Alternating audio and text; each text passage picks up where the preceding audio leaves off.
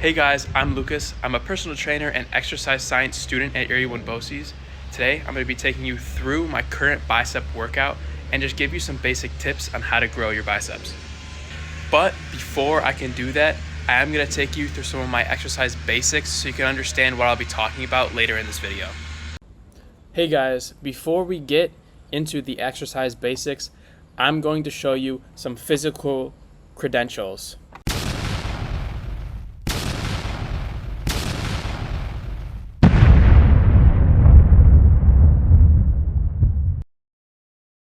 I typically perform 3 sets of 8 to 12 reps on each exercise.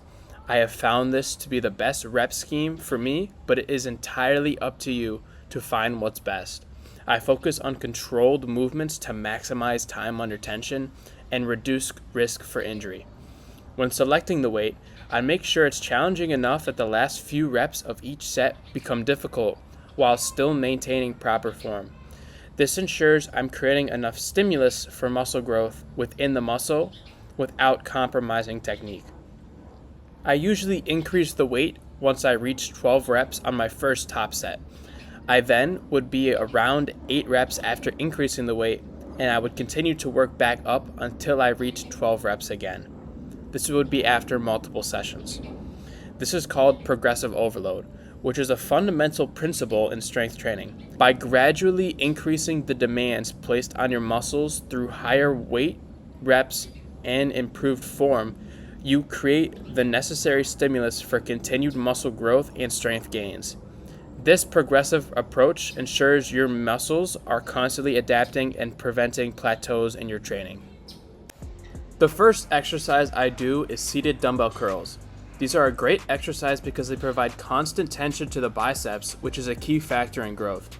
They provide me with an amazing pump, which is a good indicator that the target muscle is being worked, which in this case is the biceps. They are also very easy to progressive overload because they use dumbbells, which allows you to just grab a heavier weight. And it is a very easy setup.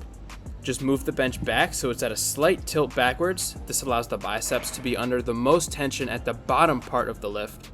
And this has been shown to be very beneficial for muscle growth, especially in beginners. I typically perform 3 sets of 8 to 12 reps in this exercise, focusing on slow, controlled movements to maximize time under tension. When it is safe to do so, I take every set to muscular failure as long as it's safe and I won't get injured. The second exercise is the cable easy bar curl. Using the cable machine provides steady tension throughout the movement.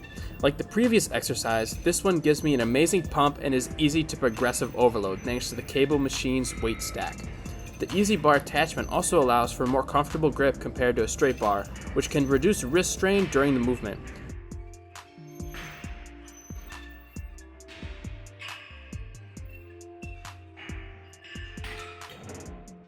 An alternative to this is using a barbell.